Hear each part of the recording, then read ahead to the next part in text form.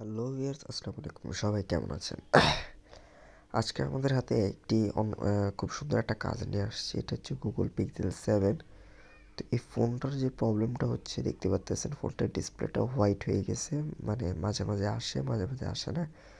তো ফোনটার ডিসপ্লেটা আমরা খুলে যে জিনিসটা চেক করে দেখতে পারলাম মাইক্রোস্কোপে, এটা ডিসপ্লে যে লাইনগুলো আছে, মানে ডিসপ্লে যে ক্র্যাকগুলো, এই ক্র্যাকগুলো কিন্তু শর্ট সার্কিট হয়েছে বা জ্বলে গেছে। অনেকাংশে এই সেকশনটাতে পানি লাগলেও প্রবলেমগুলো হয়।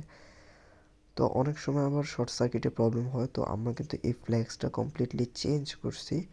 তো আলহামদুলিল্লাহ আমাদের কাজটা কমপ্লিটলি হইছে। তো কারো যদি ফ্ল্যাক্স জনিত প্রবলেম থাকে তাহলে আমাদের কাছে নিয়ে আসতে পারেন। আমরা ফ্ল্যাক্সটা রিপেয়ার করে দেখতে পারি। ইনশাআল্লাহ অনেকাংশে এই কাজগুলো হয়ে যায়।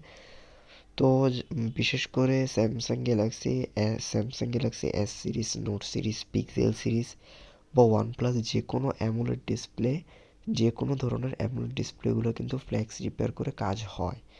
তো আমাদের কাজটা কিন্তু ফুলফিল কমপ্লিট হয়ে গেছে। একটা ডিসপ্লের দাম প্রায়, অরিজিনাল ডিসপ্লের দাম হচ্ছে প্রায় 13,000 টাকার মতো। তো এত দামি একটা ডিসপ্লে যে রিপেয়ার করে হয়ে গেছে আলহামদুলিল্লাহ।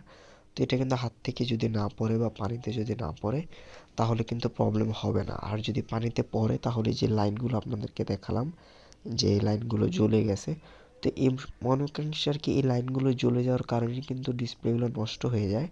তবে অনেকাংশে দেখা যাচ্ছে যে যদি অনেক বেশি দিন ধরে পানিতে পড়া থাকে তাহলে ওই ডিসপ্লেগুলো অনেকাংশে ঠিক হয় না, কারণ ওই লাইনগুলো একসময় নষ্ট হয়ে যায়। তো ওই লাইনগুলো যদি প্রপার ওয়েতে ঠিক থাকে তাহলে যে কোনো ডিসপ্লেগুলো রিপেয়ার পসিবল। আর ডিসপ্লেগুলো যদি রিপেয়ার করে হয়ে যায় তাহলে তো ভালোই, কারণ একটা অরিজিনাল ডিসপ্লের প্রাইস অনেক হাই থাকে। তো সেই হিসাবে যদি অল্প কিছু টাকা দিয়ে যদি আপনার